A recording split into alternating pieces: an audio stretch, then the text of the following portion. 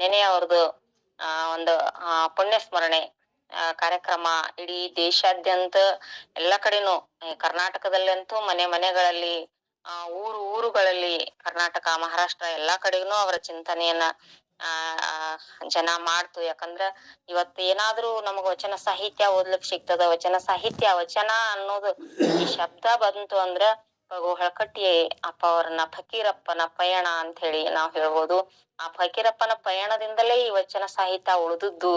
ಅದು ನಮಗ ಅವ್ರು ಕೊಟ್ಟಂತ ಕೊಡುಗೆ, ಅವರನ್ನ ನಾವ್ ಎಂದೂ ಮರಿಲಕ್ ಆಗಂಗಿಲ್ಲ, ಮರಿಬಾರ್ದು ಅಂತ ಒಂದು ವ್ಯಕ್ತಿತ್ವವನ್ನ ಹೊಂದಿರ್ತಕ್ಕಂತ ಆ ವ್ಯಕ್ತಿ ಇವತ್ತಿಗೆ ಬಹಳಷ್ಟು ದಾರ್ಶನಿಕರಾಗಿ ನಿಲ್ತಾರ, ಅಥವಾ ಬಹಳ ನಮ್ಮ ಮುಂದ ಒಬ್ಬ ದೊಡ್ಡ ವಿದ್ವಾಂಸರಾಗಿ ಸಾವಿಲ್ಲದ ಶರಣರಾಗಿ ನಿಲ್ತಾರ. ಆದ್ರ ಅವರ ಆ ಜೀವನ ಪಯಣದ ಕಥೆಯನ್ನ ನಾವು ಕೇಳಾಕರ ನಮ್ಮ ಕರಳ ಕಲಕಿ ಬಿಡ್ತದ. ಅಂತ ಒಂದು ಘೋರ ಒಂದು ತಪಸ್ಸು ಮಾಡ್ತಾರಲ್ಲ, ಆ ತಪಸ್ಸಿನಕ್ಕಿಂತಲೂ ಒಂದು ಘೋರ ಜೀವನವನ್ನ, ಘೋರ ಪಯಣವನ್ನ ಅವರು ಸಾಗಿಸಿ ಈ ವಚನ ಸಾಹಿತ್ಯವನ್ನ ಉಳಿಸಿದ್ರು. ಅದು ಬಹಳಷ್ಟು ನಮ್ಮೆಲ್ಲರಿಗೆ ದುಃಖ ಅನಸ್ತದ, ಖೇದ ಅನಸ್ತದ. ಈ ಸಮಾಜದಲ್ಲಿ ಇದ್ಕೊಂಡು ಅಂತ ಸಮಾಜಮುಖಿಯಾದಂತ ಕಾರ್ಯ ಮಾಡ್ತಿದ್ರು ಸಹಿತಕ್ ಅವ್ರು ಯಾರು ಅವ್ರ ಕಡೆ ಲಕ್ಷ್ಯ ಕೊಡ್ಲಿಲ್ಲ. ಅವ್ರಿಗೊಂದಿಷ್ಟು ಹೊಟ್ಟಿ ತುಂಬಾ ಊಟ ಸಹಿತಕ್ ಅವ್ರಿಗೆ ಸಿಗ್ಲಿಲ್ಲ ಅಂತ ಹೇಳಿ ನಾವು ಕೇಳ್ತೀವಿ ಕಥೆಯೊಳಗ. ಆದ್ರ ಅದು ಬಹಳ ನಮಗ್ ಇದು ಅನಸ್ತದ.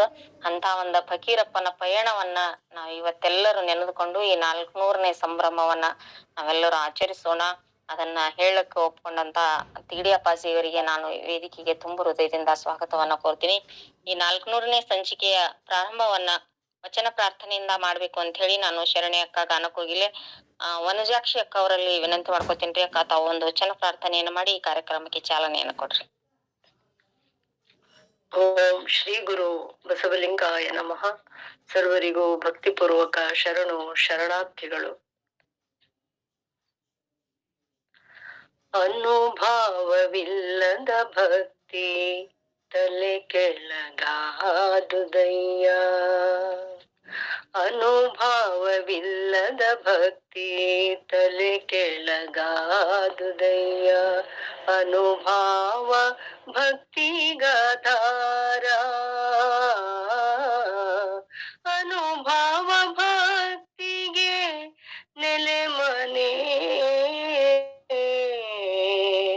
ಅನುಭಾವವಿಲ್ಲದ ಭಕ್ತಿ ತಲೆ ಕೆಳಗಾದುದಯ್ಯ.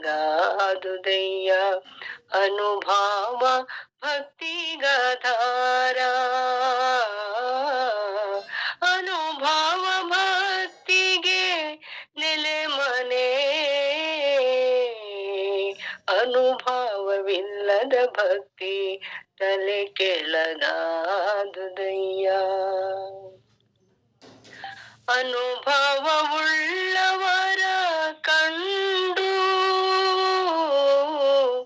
ಅನುಭವವುಳ್ಳವರ ಕಂಡು ತೂಯ ಸಂಭಾಷಣೆ ಬೆಸಗೊಳ್ಳದಿದ್ದೊಡೆ.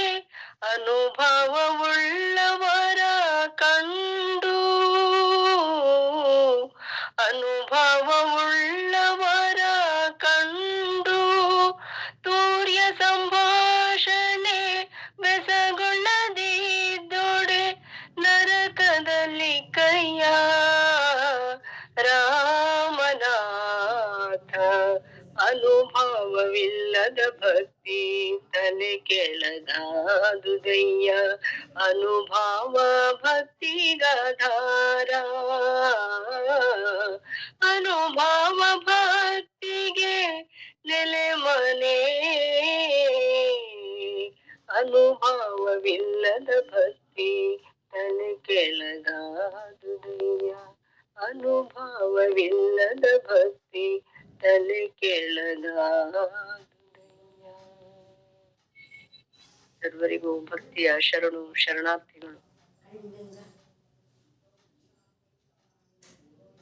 ಧನ್ಯವಾದಗಳ್ರಿ ಅಕ್ಕ. ಅತ್ಯಂತ ಅರ್ಥಪೂರ್ಣವಾದಂತ ವಚನವನ್ನ ಭಾವ ತುಂಬಿ ಭಕ್ತಿಯಿಂದ ತಾವು ವಚನ ಗಾಯನವನ್ನ ಮಾಡ್ತೀರಿ. ತಮಗೆ ಅನಂತ ಭಕ್ತಿಯ ಶರಣು ಶರಣಾರ್ಥಿಗಳು, ಧನ್ಯವಾದಗಳು.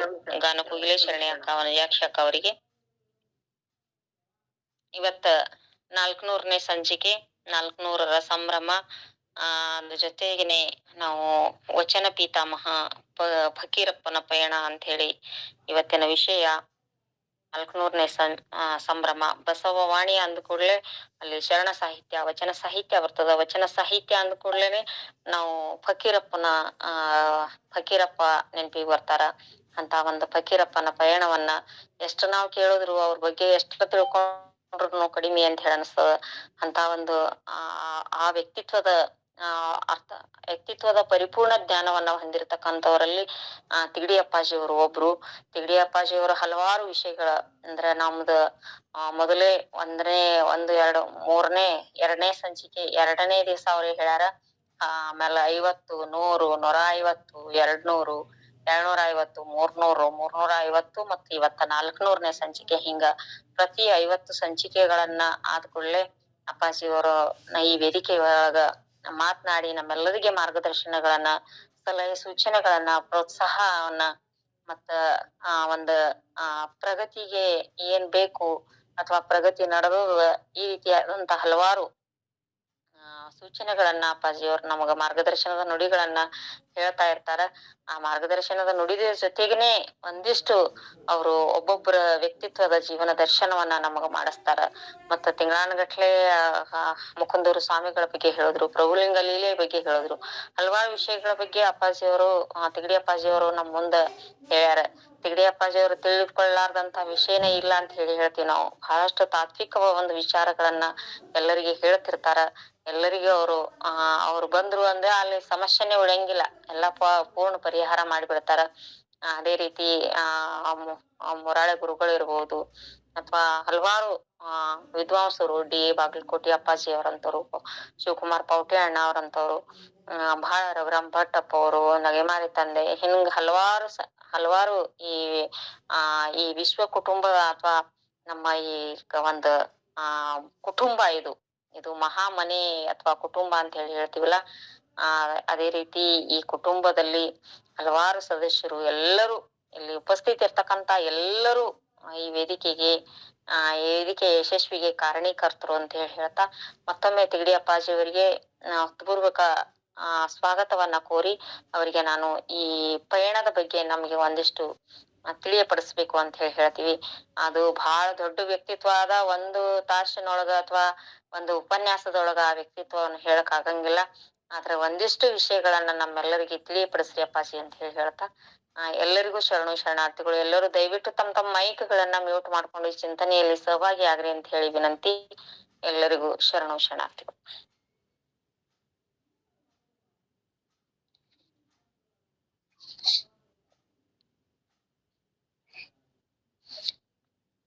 ಶ್ರೀ ಗುರುವಿನ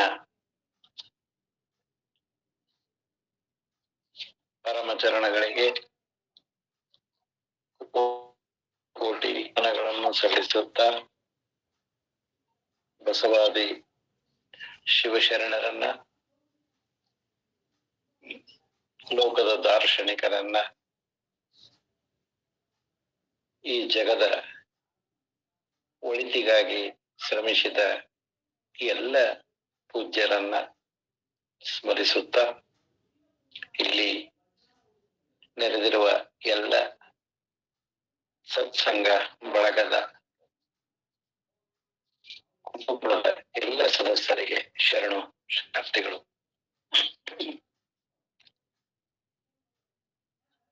ಅದ್ಭುತವಾದಂತಹ ಪ್ರಯತ್ನ ಹಾದಿಯಲ್ಲೇ ನಾವು ಒಂದು ಅಪರೂಪದ ಮೈಲುಗಲ್ಲನ್ನ ದಾಟ್ತಾ ಇದ್ದೇವೆ. ಜುಲೈ 1, 2024 ಆರಂಭವಾದ ಈ ಪಯಣ ಇವತ್ತಿನವರೆಗೂ ಕೂಡ ಎಲ್ಲಿಯೂ ಕೂಡ ಅದು ನಿಲ್ಲದೆ ಸಾಗಿ ಬಂದಿದೆ. ಇವತ್ತು ಜುಲೈ 5, 400 ಸಂಚಿಕೆಗಳನ್ನ ಪೂರೈಸ್ತಕ್ಕಂಥದ್ದು. ಸುಜಾತಮ್ಮನವರ ಅಭಿಪ್ರಾಯದಂತೆ, ಅವರ ಆಶಯದಂತೆ ಪ್ರತಿ 50 ಸಂಚಿಕೆಗಳಿಗೆ ಒಂದು ಹಿನ್ನೋಟ ನೋಡೋಣ, ಒಂದಿಷ್ಟು ಅದ್ರ ಬಗ್ಗೆ ಮಾತಾಡೋಣ ಅನ್ನುವ ಪರಂಪರೆಯನ್ನ ಹುಟ್ಟು ಹಾಕಿದ್ದು. ಅದು ಇಲ್ಲಿವರೆಗೂ ಬಂದಿದೆ. 50, 100, 250, 300, 350, 400, 350ರ ಸಂಚಿಕೆಯಲ್ಲಿ ಅನುಭಾವಿಗಳಾದ ಶ್ರೀಧರ್ ಮಹಾರಾಜರು ಮಾತಾಡಿದ್ರು. ಶರಣ ಅಂದ್ರೆ ಯಾರು ಅನ್ನೋದ್ರ ಬಗ್ಗೆ ಅದ್ಭುತವಾದಂತಹ ಪ್ರಚಾರ. ಇವತ್ತು ಒಂದಿಷ್ಟು ಹಳಕಟ್ಟಿ ಫಕೀರಪ್ಪನವರ ಬಗ್ಗೆ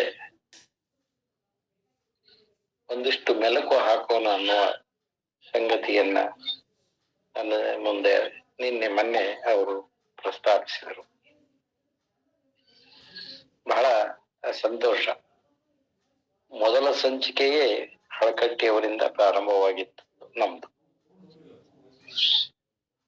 ಹಳಕಟ್ಟಿ ಸಂಶೋಧನಾ ಸಂಸ್ಥೆಯ ಕಾರ್ಯದರ್ಶಿಗಳಾದಂತಹ ಆತ್ಮೀಯ ಸ್ನೇಹಿತರಾದಂತಹ ಶ್ರೀ ಡಾಕ್ಟರ್ ಮಧುಭಾವಿ ಅವರು ತುಂಬಾ ಸುಂದರವಾಗಿ ಮಾತನಾಡಿದರು. ಎಷ್ಟು ಅವರು ಭಾವಪೂರ್ಣವಾಗಿ ಮಾತಾಡಿದ್ರು ಅಂದ್ರೆ ತಾವು ಕಣ್ಣೀರ್ ಹಾಕಿದ್ರು, ಕೇಳುಗರನ್ನು ಕೂಡ ಕಣ್ಣೀರಿನಲ್ಲಿ ಮಿಂದೆಬ್ಸಿದ್ರು. ಅಂತ ಅದ್ಭುತವಾದಂತಹ ಒಂದು ಪ್ರಾರಂಭ ಸಿಕ್ಕಿತ್ತು.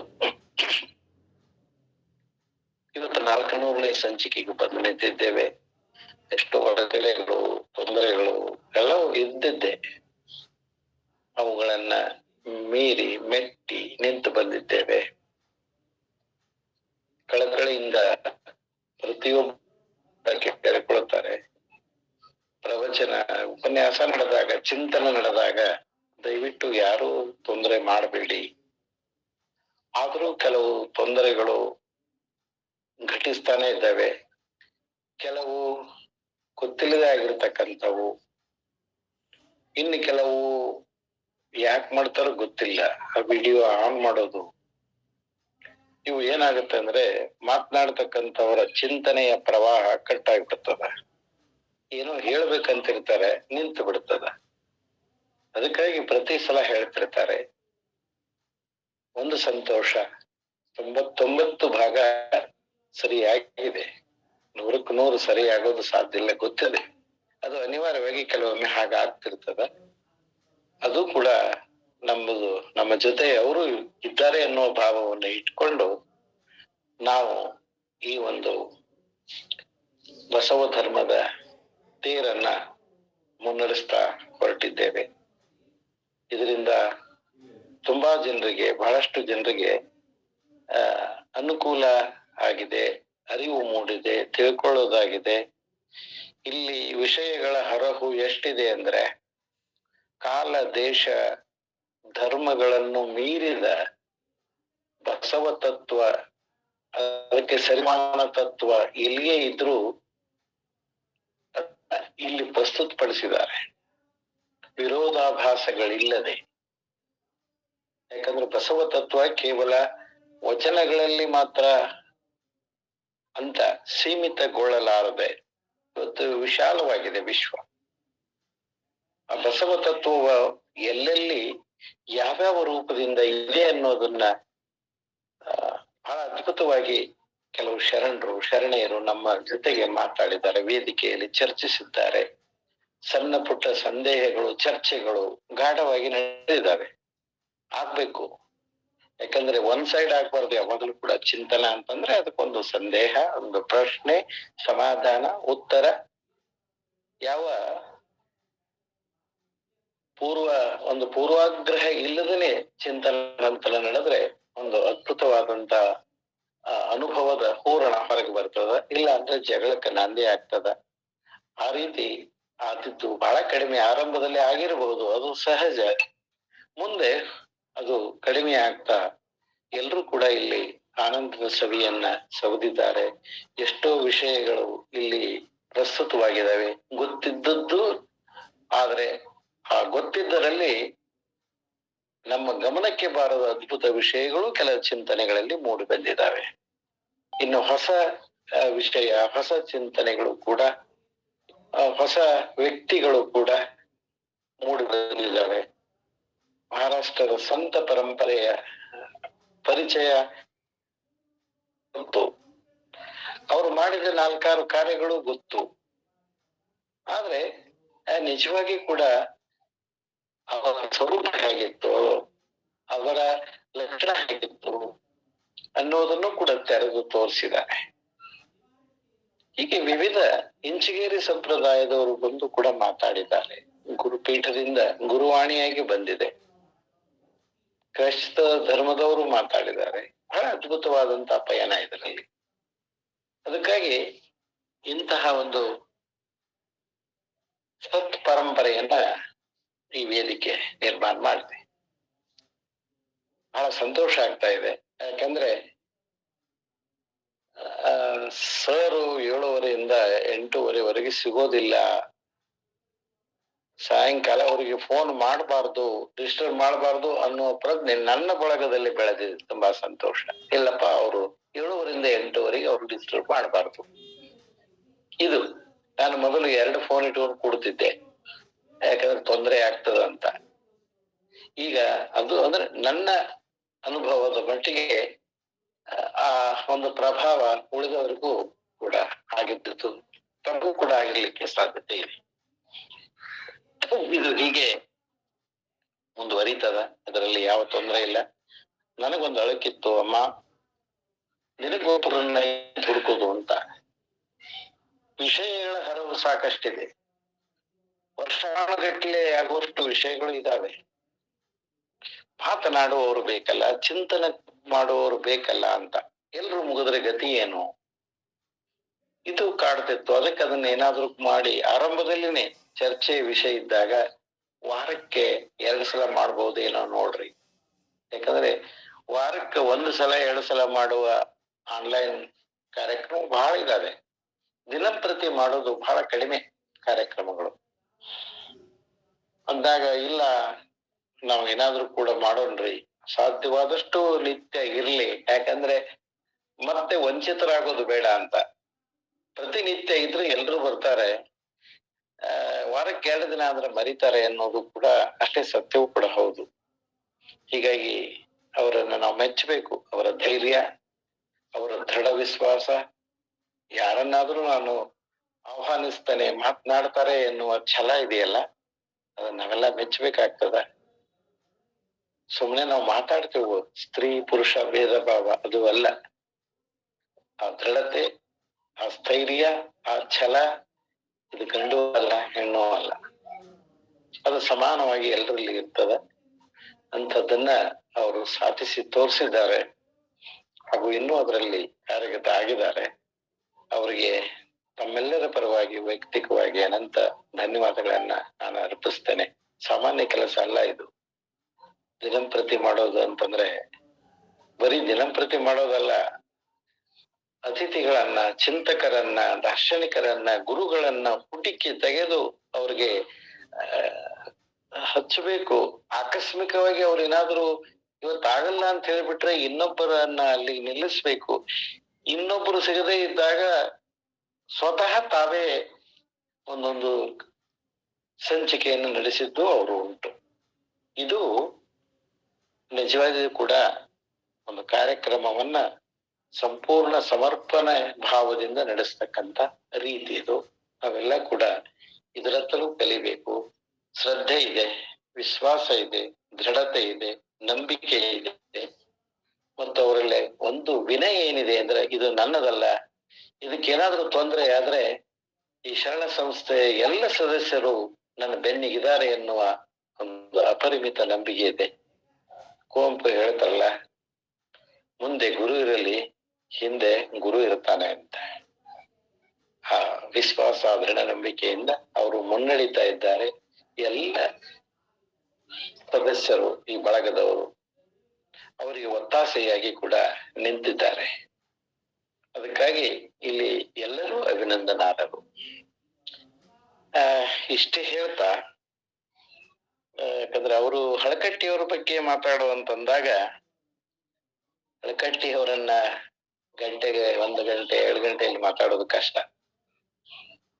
ಅದು ಕರಿಯನ್ನು ಕನ್ನಡಿಯಲ್ಲಿ ತೋರಿಸಿದಂತೆ ಅಷ್ಟು ಮಾಡಬಹುದು.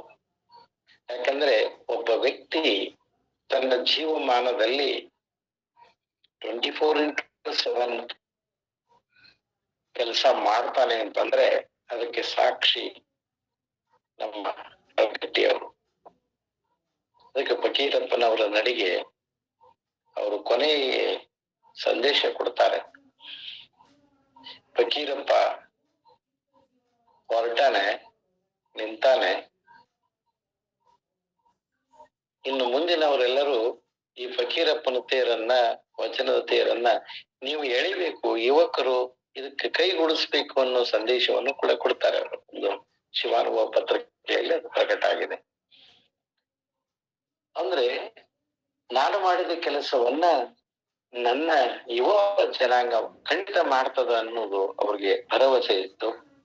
ಆ ಭರವಸೆ ಏನಾಗಿದೆ ಅಂದ್ರೆ ಅವರು ಎಲ್ಲೇ ಇರಲಿ ತುಂಬಾ ಸಂತೋಷದಲ್ಲಿದ್ದಾರೆ. ಯಾಕಂದ್ರೆ ಅವರ ಈ ವಚನ ಗುಪ್ತ ನಿಧಿ ಹೊರಗೆ ತೆಗೆದ್ರಲ್ಲ, ಅದು ಆಗಸದ ಎತ್ತರಕ್ಕೆ ಬೆಳೆದಿದೆ. ನಮ್ಮನ್ನ ದಾಸ್ಯದಲ್ಲಿ ಆಳಿದ, 100 ವರ್ಷಗಳವರೆಗೆ ಆಳಿದ ಬ್ರಿಟಿಷರ ತಮ್ಮ ರಾಜಧಾನಿ ಪಟ್ಟಣದಲ್ಲಿ ಅತ್ಯಂತ ಆಯಿಕಟ್ಟಿನ ಸ್ಥಳದಲ್ಲಿ ಕರ್ನಾಟಕದ ಬಸವೇಶ್ವರರ ಪ್ರತಿಮೆಯನ್ನ ನಿಲ್ಲಿಸಿಕೊಂಡು ಅದಕ್ಕೊಂದು ಗೌರವ ಸಲ್ಲಿಸುವುದು ಅಂತಂದ್ರೆ ಸಣ್ಣ ಮಾತೇನಲ್ಲ, ನಿಜವಾಗಿಯೂ ಕೂಡ. ಇದು ಭಾರತೀಯ ಸಂಸ್ಕೃತಿಗೆ, ಶರಣ ಧರ್ಮಕ್ಕೆ ಸಂದ ಗೌರವ ಅಂತ ನಾನು ಅಂದ್ಕೊಳ್ತೀನಿ. ಅಂತಹ ಕೆಲಸ ಹಳಕಟ್ಟಿಯವರಿಂದ ಅದು ಅಂಕುರ ತಗೊಂಡು ಈಗ ಫಲ ಬಿಡ್ತಾ ಇದೆ. ಅಂತಹ ಪುಣ್ಯಾತ್ಮನನ್ನ ನೆನೆಯುವುದು ಅಂತಂದ್ರೆ ನಿಜವಾಗಿ ಕೂಡ ಅದು ಪುಣ್ಯದ ಕೆಲಸ. ಅಂತಹ ಪುಣ್ಯದ ಕೆಲಸವನ್ನ ನನಗ ತಿಳಿದ ಮಟ್ಟಿಗೆ ಎಷ್ಟೋ ಅಷ್ಟು, ಯಾಕಂದ್ರೆ ಈಶ್ವರ ಸನಕಲ್ ಅಂತಕ್ಕಂಥ ಕವಿ ಅವ್ರ ಬಗ್ಗೆ 2 ಸಾಲು ಬರೀತಾರೆ. ಏನೋ ಏನೋ ಏನೇನೋ ಇಲ್ಲದಿಹ ಘನ ಫಕೀರ, ಏನೋ ಏನೋ ಏನೇನೋ ಇಲ್ಲದಿಹ ಘನ ಫಕೀರ, ಸೂರೆಗೈದೆಯಲ್ಲೋ ಜಗಕ್ಕೆ ವಚನ ಭಂಡಾರ. ಸಾಕಲ್ಲ 2 ಸಾಲು. ಈ ನಮನ ಸಲ್ಲಿಸ್ತಕ್ಕಂಥ ಎಷ್ಟೋ ಮಾತುಗಳು ಇದ್ದಾವೆ. ಅಂತ ಫಕೀರಪ್ಪನವರ ಸಂಕ್ಷಿಪ್ತ ಜೀವನ ಚರಿತ್ರೆ, ಎಲ್ಲರಿಗೊಂದು ಚರಿತ್ರೆ ಇದ್ದೇ ಇರ್ತದೆ. ಅದಕ್ಕಿಂತ ಅವರ ಕಾರ್ಯ ಸಾಧನೆಯ ಬಗ್ಗೆ ಒಂದಿಷ್ಟು ಇಣುಕು ನೋಟ ನೋಡ್ಲಿಕ್ಕೆ ನಾನು ಒಂದಿಷ್ಟು ನನಗೆ ತಿಳಿದದ್ದನ್ನು ನಿಮ್ಮ ಮುಂದೆ ಇಡ್ತೀನಿ. ಇನ್ನೂ ಬಹಳಷ್ಟಿದ್ದಾವೆ. ಇವರಿಗೆ ಹೇಗೆ ಬಂತು ವಕೀಲಿಯಾದವರು, ವಕೀಲ ವೃತ್ತಿ ಸ್ವೀಕಾರ ಮಾಡಿದವರು? ವಚನಕ್ಕೆ, ಸಾಹಿತ್ಯಕ್ಕೂ ವಕೀಲ ವೃತ್ತಿಗೂ ಸ್ವಲ್ಪ ಅಷ್ಟೇ. ಯಾಕಂದ್ರೆ ಆ ವೃತ್ತಿನೇ ಬೇರೆ, ಇದೇ ಬೇರೆ. ಆ ವೃತ್ತಿ ಅದನ್ನು ಇಟ್ಕೊಂಡು ಪ್ರವೃತ್ತಿಯಾಗಿ ಅದನ್ನ ಸ್ವೀಕಾರ ಮಾಡೋದು ತುಂಬಾ ಕಷ್ಟ. ಇದು ಮತ್ತು ಜಡ್ಜ್, ನ್ಯಾಯವಾದಿ ಕೆಲವು ಇದಾವೆ. ಯಾಕಂದ್ರೆ ಅವರು ಅದಕ್ಕೆ ಸಂಪೂರ್ಣ ಬದ್ಧರಾಗಬೇಕಾಗ್ತದ. ಈ ವಚನ ಅಥವಾ ಸಾಹಿತ್ಯ ಬೇಡೋದನ್ನು ಕೂಡ ಬದ್ಧತೆಯನ್ನ. ಇದನ್ನ ಎರಡನ್ನೂ ಸಮತೂಗಿಸುವುದು ಕಷ್ಟ ಅನ್ನೋದು ಕೂಡ ಅಷ್ಟೇ ಸತ್ಯ. ಇವರಿಗೆ ಇದು ಹೇಗೆ ಬೆಳೆದು ಬಂತು ಅಂದ್ರೆ, ಇವರ ತಂದೆಯವರು ಶಿಕ್ಷಕರಾಗಿದ್ರು, ಶಿಕ್ಷಣ ಇಲಾಖೆಯಲ್ಲಿ ಕೆಲಸ ಮಾಡಿದ್ರು, ಗುರುಬಸಪ್ಪನವರು. ಬರವಣಿಗೆ ಇತ್ತು.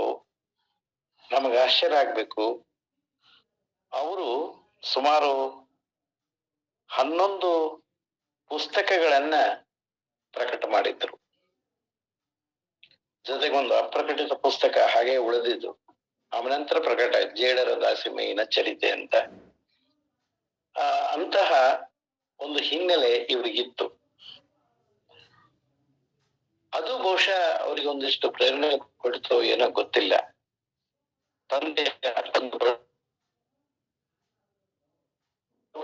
ಸಾಹಿತ್ಯ ಪ್ರೀತಿ ಪ್ರೇಮ ಇತ್ತು ಅಂತ ತಿಳ್ಕೊಳ್ಬಹುದು. ಇವರು 1880 ಜುಲೈ 2 ಮೊನ್ನೆ 2ನೇ ತಾರೀಕು ಅವರ ಸ್ಮರಣೆಯನ್ನು ಮಾಡಿದ್ರು.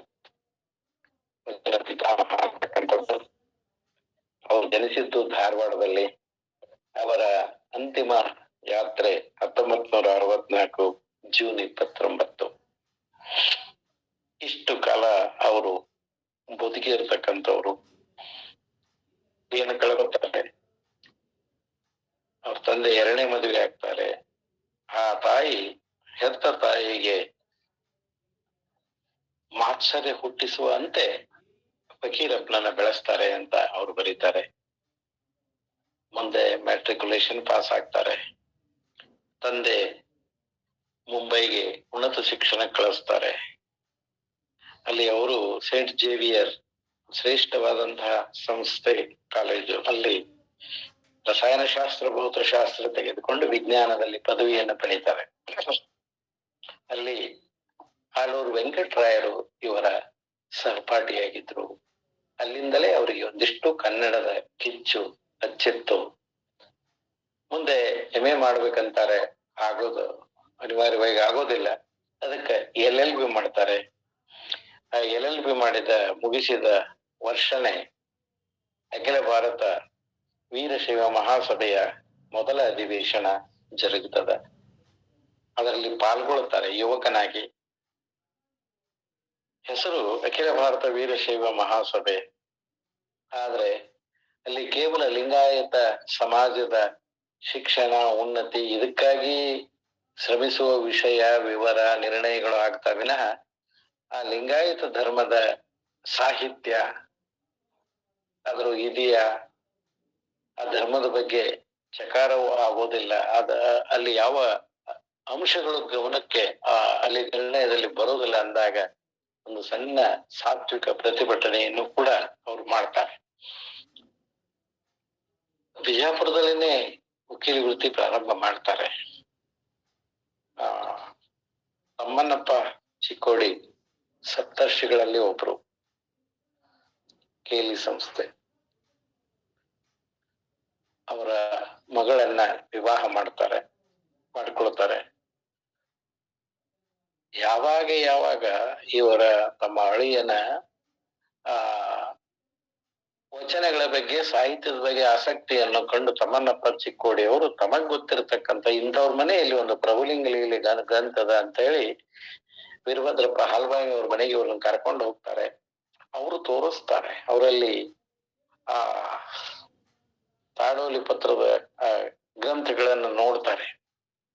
ಆಮೇಲೆ ಕೆಲವು ವಚನಗಳನ್ನು ಯಾಕಂದ್ರೆ ಇವತ್ತಿಗೂ ನಾವು 16 ಅಧ್ಯಾಯಗಳ ನಮ್ಮ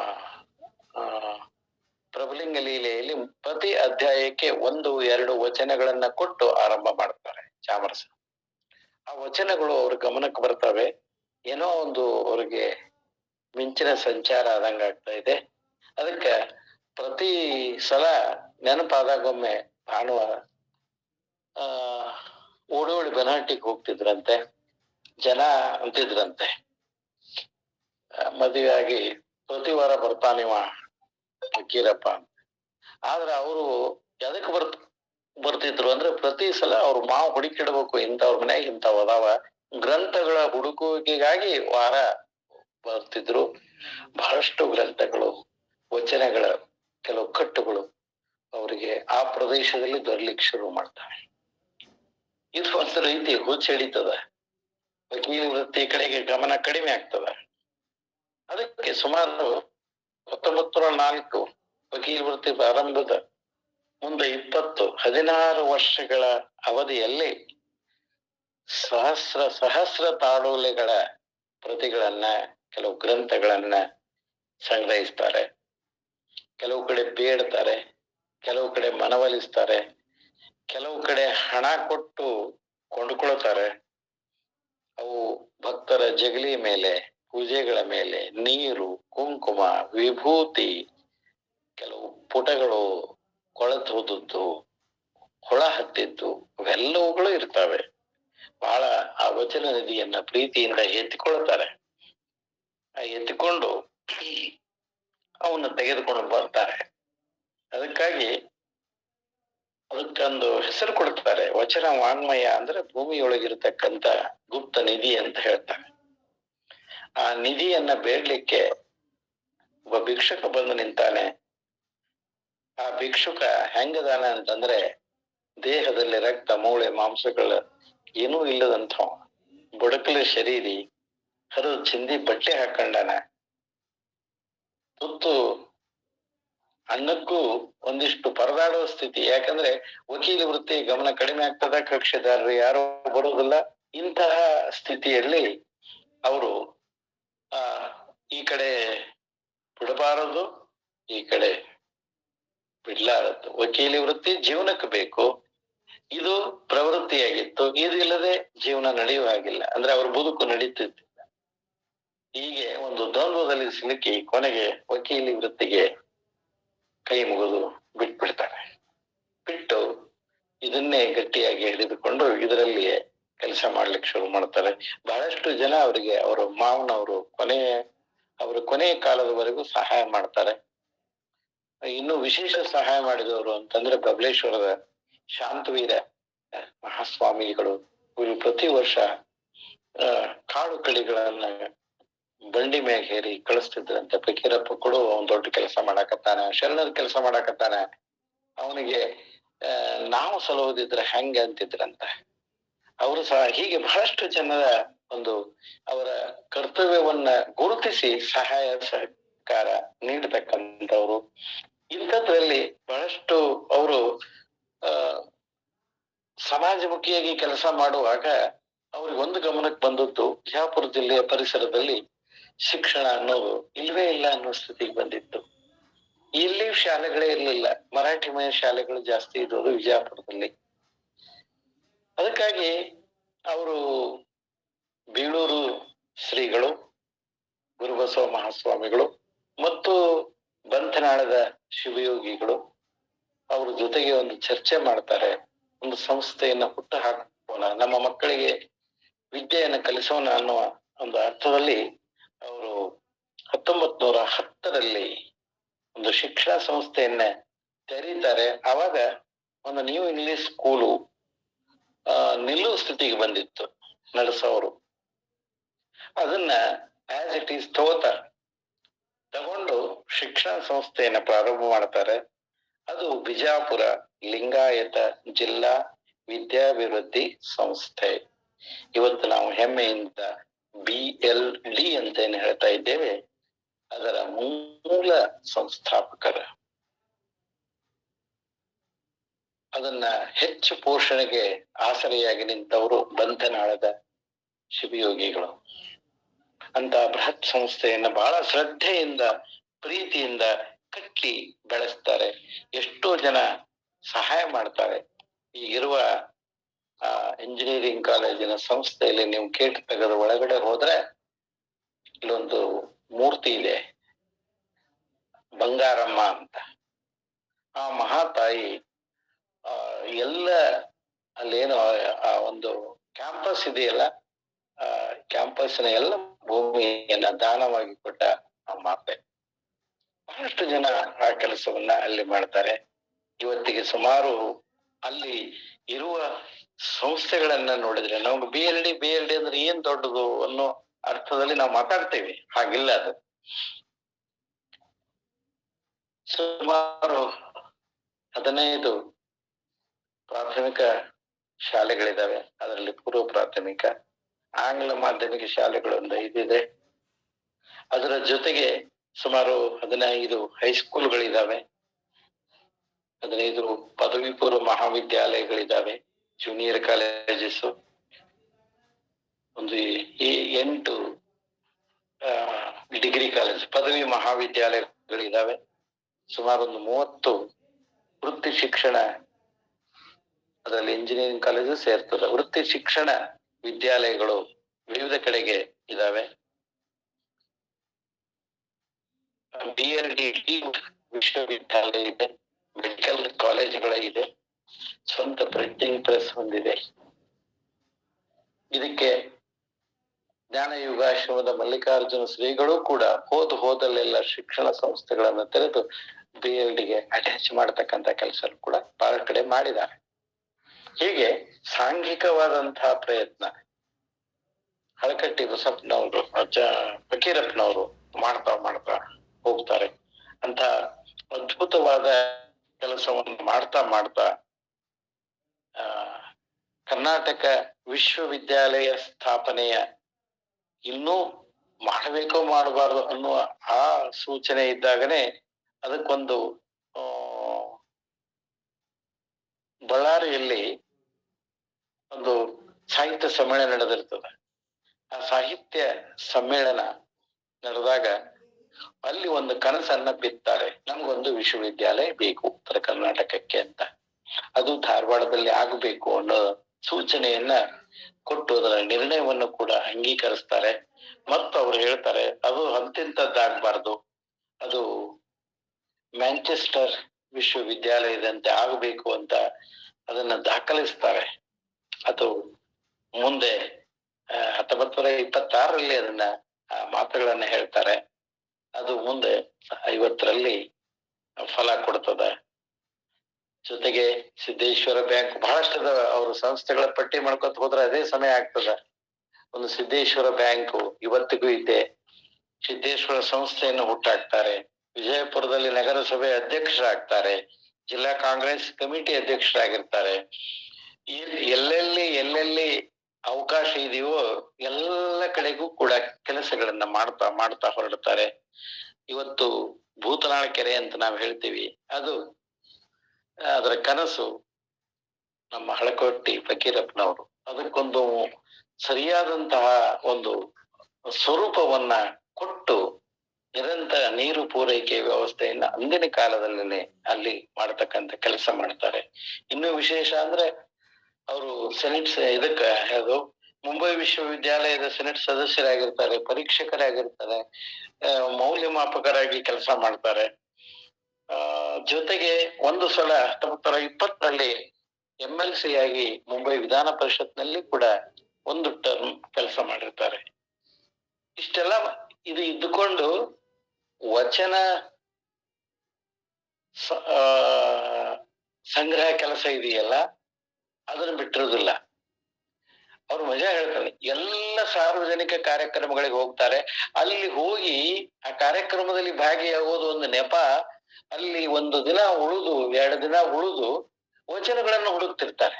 ಮದುವೆಗೆ ಹೋದಲ್ಲಿ ಕೇಳ್ತಿರ್ತಾರೆ, ಏನ್ರಿ ನಿಮ್ ಮನೆ ಜಗಲಿ ಮ್ಯಾಗ ಏನಾರ ಪುಸ್ತಕಗಳನ್ನು ಪೂಜೆ ಮಾಡ್ತೀರೇನ್ರಿ ಅಂತ. ಐತ್ರಿ ನಮ್ಮ ಮನ್ಯಾಗ ಅಂದ್ರೆ ಓಡೋಡಿ ಎಲ್ಲಿಗೆ ಹೋಗೋದು. ಅವ್ರು ಇನ್ನೊಂದು ಹೇಳೋದು, ಅವ್ರು ಒಬ್ರು ಪ್ರಭುಲಿಂಗ ಲೀಲೆಯ ಒಂದು ಪುಸ್ತಕ ನೋಡ್ತಾರೆ. ನೋಡಿ ಏನಿದು ಅರ್ಥ ಇದೆಯಲ್ಲ, ಸ್ವಲ್ಪ ಇದೆ, ಹಿಂಗ್ಯಾಕಾಯ್ತು ಅಂತ ಅಂದಾಗ, ಇಲ್ರಿ ಅವ್ರು ನಮ್ಮ ಅಣ್ಣನ ಮನ್ಯಾಗ ಐತಿ, ಹಂಗ್ಯಾಕಂದ್ರ ಹಂಚ್ಕೊಂಡೇವ್ರಿ ನಾವು, ಒಂದು ಭಾಗ ಇಲ್ಲಿ, ಅಲ್ಲಿ ಹೋದ್ರೆ ಅವನು ಕೊಡುದಿಲ್ಲ. ಅವಾಗ ಅವನಿಗೆ ಮನವೊಲಿಸ್ತಾರೆ, ಹೇಳಿಸ್ತಾರೆ ಹಿರಿಯರಿಂದ, ಆಮೇಲೆ ಕೊಡ್ತಾರೆ. ಹೀಗೆ ಕೆಲವು ಕಡೆ ದುಡ್ಡು ಕೊಟ್ಟು ತಗೊಳ್ತಾರೆ, ಹಣದ ಆಮಿಷ ಕೊಟ್ಟು ತಗೊಳ್ತಾರೆ. ಹೀಗೆ ಅವರು ಎಲ್ಲೆಲ್ಲಿ ಹೋಗ್ತಾರೆ, ವಿಧಾನ ಪರಿಷತ್ನಲ್ಲಿ ಹೋದಾಗಲೂ ಕೂಡ ಅಲ್ಲಿ ಅದ್ರ ಬಗ್ಗೆ ಚರ್ಚೆ ಮಾಡ್ತಾರೆ. ಅಲ್ಲಿ ಇರ್ತಕ್ಕಂಥವ್ರ ಜೊತೆಗೆ ವಚನಗಳು ಎಲ್ಲಿದಾವ, ಹೇಗಿದ್ದಾವೆ, ಬರೀ ಅದೇ ಕನಸು ಕನಸು ಕನಸು. ಅದಕ್ಕಾಗಿ ಮುಂದೆ ವಕೀಲ ವೃತ್ತಿ ಕುಂಟುಕೊಂತ ನಡೆದಿರ್ತದ. ಆದ್ರೆ ಇವರ ಸೇವೆಯನ್ನ ಗಮನಿಸಿ, ಯಾಕಂದ್ರೆ ಇವ್ರ ಕಕ್ಷಿದಾರರಿಗೆ ಹೇಳ್ತಿರ್ತಾರೆ. ನಮ್ಮಲ್ಲಿ ಕೆಲವು ಸಿನಿಮಾಗಳು ನೋಡಿದ್ದೇವೆ, ರಾಜ್ಕುಮಾರ್ ಸಿನಿಮಾದಲ್ಲಿ ಕಕ್ಷಿದಾರರಿಗೆ ಊಟ, ಅವ್ರ ಮನೆಗೆ ಬಂದ್ರೆ ಅವ್ರಿಗೆ ಊಟ ಹಾಕಿ ಕಳಿಸೋ ದೃಶ್ಯಗಳನ್ನು ನೋಡಿದ್ದೇವೆ ಹಳೆ ಸಿನಿಮಾಗಳಲ್ಲಿ. ಅದನ್ನ ಅಕ್ಷರಶಃ ಇವ್ರ ಮನ್ಯಾಗ ಮಾಡ್ತಿದ್ರಂತೆ. ಕಕ್ಷಿದಾರರಿಗೆ ಊಟ ಹಾಕ್ತಿದ್ರು, ಬಳಸ್ತಿದ್ರು. ಅಷ್ಟ ಬಡತನ ಇದ್ರು. ಅವರೇ ಬರುವಾಗ ಇವ್ರದನ್ನ ನೋಡಿ, ಇವ್ರ ಸ್ಥಿತಿ ನೋಡಿ ಒಂದಿಷ್ಟು ಕಾಡು ಕಡಿ ಬೆಣ್ಣೆ ಇವನ್ ತಂದಾಗ ಅಂತವ್ರ ಕಡೆಯಿಂದ ಅವರು ಶುಲ್ಕವನ್ನೇ ತಗೋತಿರ್ಲಿಲ್ಲ ನ್ಯಾಯಕ್ಕಾಗಿ. ಈ ರೀತಿ ಮತ್ತು ಅನ್ಯಾಯದ ಕೇಸುಗಳು ಬಂದ್ರೆ ಅವ್ರಿಗೆ ತಿಳಿ ಹೇಳುವಾಗ ಕಕ್ಷಿದಾರರಿಗೆ ಕನಿಷ್ಠ 1 ರಿಂದ 2 ವಚನಗಳನ್ನ ಹೇಳೇ ಕಳಿಸೋದು. ಹಿಂಗದ ಶರಣರು ಹಿಂಗ್ ಹೇಳ್ಯಾರಪ್ಪ, ನೀವ್ ಹಿಂಗ್ ಮಾಡ್ಬೇಡ್ರಿ. ಈ ರೀತಿಯ ಜೀವ ಅಂದ್ರೆ ಎಲ್ಲ ರಂಗದಲ್ಲಿ ಕೆಲಸ ಮಾಡುವಾಗ ವಚನಗಳನ್ನ ಬಳಸೋದು, ಹೇಳೋದು, ಪ್ರಚಾರ ಮಾಡೋದು, ಇದ್ರ ಹುಡುಕೋದು, ಈ ಕೆಲಸವನ್ನ ಅವ್ರು ಮಾಡ್ತಿರ್ತಾರಲ್ಲ. ಇದು ಬ್ರಿಟಿಷ್ ಗೌರ್ಮೆಂಟ್ಗೆ ಈ ಸುದ್ದಿ ಗೊತ್ತಾಗ್ತದ. ಅದಕ್ಕೆ ಅವರು ಪಬ್ಲಿಕ್ ಪ್ರಾಸಿಕ್ಯೂಟರ್ ಅಂತ ಸರ್ಕಾರಿ ವಕೀಲರು ಅಂತ ನಾವೇನು ಕರಿತೀವಿ ಅದನ್ನ ನೇಮಕ ಮಾಡ್ತಾರೆ, ಗೌರ್ಮೆಂಟ್ ಪ್ಲೀಡರ್ ಅಂತ. ಅವರು ಆ ರೀತಿ ಆ ಕೆಲಸನೂ ಕೂಡ ಮಾಡ್ತಾರೆ. ಅವಾಗ ಅದಕ್ಕೆ ಅವರಿಗೆ ನಿಶ್ಚಿತವಾಗಿ ಒಂದು ಸ್ಯಾಲರಿ, ಸಂಬಳ ಅಂತಕ್ಕಂಥದ್ದು ಒಂದು ಬರ್ಲಿಕ್ಕೆ ಶುರು ಆಗ್ತಾ ಇದೆ. ಅದರಿಂದ ಅದು ಇನ್ನು ವಕೀಲ ವೃತ್ತಿ ಬೇಕು, ಅದು ಬೇಡ. ಯಾಕಂದ್ರೆ ಅಲ್ಲಿ ಸಮಯಕ್ಕೆ ಸರಿಯಾಗಿ ಹೋಗ್ಬೇಕು, ಆಫೀಸ್ ಕೆಲಸದಲ್ಲಿ ಕುಂಡ್ರಬೇಕು, ಕೆಲಸ ನಿರ್ವಹಿಸ್ಬೇಕು. ವಕೀಲರಾದ್ರೆ ಅದಕ್ಕೇನು ನಿರ್ಬಂಧ ಇರ್ಲಿಲ್ಲಲ್ಲ. ಇದು ಬಹಳಷ್ಟು ಅವ್ರಿಗೆ ತೊಂದರೆ ಆಗ್ತಾ ಇದೆ. ಅದನ್ನ ಕೈ ಬಿಡ್ತಾರೆ, ಆ ವೃತ್ತಿಯನ್ನ ತೊರೀತಾರೆ. ಅದಕ್ಕೆ ಕೋರ್ಟಿಗೆ ಹೋಗೋದನ್ನ ಸಂಪೂರ್ಣವಾಗಿ ಬಿಡ್ತಾರೆ. ಬಿಟ್ಟು ಇಷ್ಟಕ್ಕಾಗಲೇ ಸಾವಿರಾರು ಪ್ರತಿಗಳು, ತಾಡೋಲೆಗಳು ಬಿದ್ದಿರ್ತಾವಲ್ಲ, ಇವನ್ನ ಇಟ್ರೆ ಕೆಡ್ತಾವೆ, ಇವನ್ನ ಪ್ರಕಟ ಮಾಡಬೇಕು ಅಂತ ತೀರ್ಮಾನ ಮಾಡ್ತಾರೆ. ಅದಕ್ಕೆ ಇದೆಲ್ಲ ಗೊತ್ತಿರುವ ವಿಷಯ. ಇನ್ನೊಮ್ಮೆ ನಾನು ಎಲ್ಲರ ಗಮನಕ್ಕೆ ತರ್ತೇನೆ ಅಷ್ಟೇ. ಅವಾಗ ಕರ್ನಾಟಕದಲ್ಲಿ ಒಂದೇ ಪ್ರೆಸ್, ಮಂಗಳೂರಿನಲ್ಲಿ ಭಾಷಾ ಮಿಷನ್ ಪ್ರೆಸ್ ಅಂತ ಪ್ರಸಿದ್ಧ, ಇವತ್ತಿಗೂ ಆ ಪ್ರೆಸ್ ಇದೆ. ಆ ಪ್ರೆಸ್ ಅದು ಮಿಷನರಿಗಳಿತ್ತು. ಆ ಪ್ರೆಸ್ಸಿಗೆ ಇವರು ತಮ್ಮ ಮೊದಲ ಭಾಗ ವಚನ ವಚನಶಾಸ್ತ್ರ ಸಾರ ಅನ್ನುವ ಭಾಗ 1ರಲ್ಲಿ ಕೆಲವು ವಚನಗಳನ್ನ ತಮ್ಮ ಅರಿವಿಗೆ ಬಂದಷ್ಟು ಪರಿಷ್ಕರಣೆ ಮಾಡಿ ಅಲ್ಲಿಗೆ ಕಳಿಸಿ, ಅದರ ಜೊತೆಗೆ 500 ರೂಪಾಯಿದ ಒಂದು ಅಂದ್ರೆ ಮುಂಗಡವನ್ನು ಕೂಡ ಅವ್ರಿಗೆ ಕೊಟ್ಟು ಕಳಿಸ್ತಾರೆ. ಅಂಚೆ ಮೂಲಕ ಹುಂಡಿ ಅಂತ ನಾವೇನು ಕರಿತೇವೆ, ಡಿಡಿ, ಅದು ಅಲ್ಲಿಗೆ ಹೋಗ್ತದ. ಹೋದ್ಮೇಲೆ ಅವ್ರು ಎಷ್ಟೋ ದಿನ ಇಟ್ಕೊಂಡು ಅದನ್ನು ಪ್ರಕಟ ಮಾಡ್ಲಾರ್ದೆ ಹಿಂದಿರುಗಿಸ್ಬಿಡ್ತಾರೆ. ಇವರಿಗೆ ಹಿಂದಿರುಗಿಸಿದಾಗ ಒಂದು ಪತ್ರ ಬರೀತಾರೆ ಅವರು. ಆ ಪತ್ರವನ್ನು ಶಿವಾನಂದ ಪತ್ರಿಕೆಯಲ್ಲಿ ದಾಖಲೆ ಮಾಡಿದ್ದಾರೆ. ಅವ್ರು ಹೇಳ್ತಾರೆ, ಮಾನ್ಯರೇ, ದಯವಿಟ್ಟು ನಾನು ಕಳಿಸಿರುವ ಇವ್ರು ಕಳಿಸಿದ್ದಕ್ಕೆ ಅವ್ರು ಉತ್ತರ ಬರೀತಾರೆ. ಆ ಉತ್ತರ ಹೇಗಿರ್ತದ, ಮಿಸ್ಟರ್ ಫಗು ಹಳಕಟ್ಟಿ ಅವರೇ, ಅದನ್ನ ಕನ್ನಡದಲ್ಲಿ ಅನುವಾದ ಮಾಡಿದ್ದಾರೆ ಇಲ್ಲಿ. ನಿಮ್ಮ ಗ್ರಂಥದ ಧಾರ್ಮಿಕ ವಿಚಾರವನ್ನು ನಾವು ಪ್ರಕಟಪಡಿಸಲು ಇಷ್ಟಪಡುವುದಿಲ್ಲ. ನಿಮ್ಮ ಧರ್ಮದ ತತ್ವ ವಿವರಣೆಗೂ ನಮ್ಮ ಧಾರ್ಮಿಕ ಗ್ರಂಥಗಳಿಗೂ ತುಂಬಾ ಹೋಲಿಕೆ ಇರುವುದರಿಂದ ನಮ್ಮ ಮಿಷನರಿ ಉದ್ದೇಶಕ್ಕೆ ನಿಮ್ಮ ಪುಸ್ತಕ ಅಡ್ಡಿ ಬರುತ್ತದೆ, ಭಂಗ ಉಂಟಾಗುತ್ತದೆ. ಆದ್ದರಿಂದ ಕ್ಷಮೆ ಇರಲಿ. ಮುಂಗಡವಾಗಿ ಕಳಿಸಿದ ಹಣವನ್ನು ಈ ಹಸ್ತಪ್ರತಿಯೊಂದಿಗೆ ಹಿಂತಿರುಗಿಸುತ್ತಿದ್ದೇವೆ ಅಂತ ಬರೀತಾರೆ. ಒಂದು ಕಡೆಗೆ ಕಣ್ಣೀರು, ಒಂದು ಕಡೆಗೆ ಅದೇ ಆನಂದ ಬಾಷ್ಪ. ಯಾಕೆ ದುಃಖ ಆಗ್ತದ ಅಂದ್ರೆ, ಇದನ್ನ ಪ್ರಕಟ ಎಲ್ಲಿ ಮಾಡ್ಲಿ ಅಂತ. ದುಃಖ ಆಗೋದಿಲ್ಲ ಪ್ರಕಟ. ಇನ್ನು ಎರಡನೇದ್ದು, ಮಿಷನರಿಗಳು ತಮ್ಮ ಬೈಬಲ್ ಕೃತಿಗೆ ಸರಿ ಸಮಾನವಾದ ಸಾಹಿತ್ಯ ಇದು ಅಂತ ಪರಿಗಣಿಸಿ ಬಿಟ್ರಲ್ಲ. ಇದಕ್ಕಿಂತ ದೊಡ್ಡ ಬಹುಮಾನ ಬೇಕೆ? ಅವ್ರು ಒಪ್ಕೊಂಡ್ಬಿಟ್ರಲ್ಲ. ಇಲ್ಲಿ ಒಂದ್ ಸಂದೇಹ ಕಾಡ್ತಿರ್ತದೆ ಎಲ್ಲರಿಗೂ, ಏನಂದ್ರೆ ಮಿಷನರಿಗಳಿಗೆ ಕನ್ನಡ ಬರ್ತಿತ್ತೆ ಅಂತ. ಒಂದು ನಾವು ತಿಳ್ಕೊಳ್ಬೇಕು, ಮಿಷನರಿಗಳಿಗೆ ಬರುವಂತಹ ಅದ್ಭುತ ಕನ್ನಡ ನಮ್ಮಲ್ಲಿ ಇರುವ ವಿದ್ಯಾವಂತರಿಗೆ ಬರ್ತಿರ್ಲಿಲ್ಲ. BL ರೈಸ್ ನಂತವರು ಸಂಪಾದನೆ ಮಾಡಿಕೊಟ್ಟಂತಹ ಶಾಸನಗಳು, ಅದರ ವ್ಯಾಖ್ಯಾನ ಇವತ್ತಿಗೂ ಅಜರಾಮರ. ಅದನ್ನು ಬಿಡ, ನಾನು ತಮ್ಮೆಲ್ಲರಿಗೂ ಗೊತ್ತಿದ್ದದ್ದು ರೆವರೆಂಡ್ F. ಕಿಟೆಲ್ ಮಹಾಶಯ ಒಂದು ಅದ್ಭುತವಾದ ಡಿಕ್ಷನರಿ ಕೊಟ್ಟ ಕನ್ನಡಕ್ಕೆ, ಮೊದಲ ಡಿಕ್ಷನರಿ ಅದು. ಇವತ್ತಿಗೂ ಕಿಟೆಲ್ ಕೋಶ ಅಂತ ಪ್ರಸಿದ್ಧವಾಗಿದೆ. ಅಂತಹ ಕೋಶ ಇವತ್ತಿಗೂ ಕೂಡ ಹಳೆಗನ್ನಡ ಓದ್ಬೇಕಾದ್ರೆ ಅದು ಇಲ್ಲದೆ ಓದಕ್ ಬರುವುದಿಲ್ಲ. ಇವತ್ತಿಗೂ ಅದು ಒಂದು ಮಾದರಿ ಗ್ರಂಥ, ಅಥೆಂಟಿಕ್ ಆದಂತ ಗ್ರಂಥ. ಏನು ಅದ್ಭುತ ಒಬ್ಬ ಮನುಷ್ಯ ಕೆಲಸ ಮಾಡಿದಾನೆ ಅಂದ್ರೆ ನೋಡಿ. ಅದರ ಡಿಕ್ಷನರಿ ಹೆಸರು ಹೇಗಿದೆ ಅಂದ್ರೆ ಕನ್ನಡ ಇಂಗ್ಲಿಷ್ ಕನ್ನಡ ಡಿಕ್ಷನರಿ. ಆ ಡಿಕ್ಷನರಿ ರೆಡಿ ಮಾಡಿದ್ದು ಕನ್ನಡ ಬಾರದ ಇಂಗ್ಲಿಷ್ ಮಿಷನರಿಗಳಿಗೆ. ಅಲ್ಪ ಸ್ವಲ್ಪ ಕನ್ನಡ ಬರ್ತಿರ್ತದ, ಆದ್ರೆ ಇಂಗ್ಲಿಷ್ ಅವರಿಗೆ ಕನ್ನಡ ಇಂಗ್ಲಿಷ್ ಅರ್ಥ ಮತ್ತು ಕನ್ನಡದ ಇನ್ನೂ ವಿಶಾಲವಾದ ಅರ್ಥ.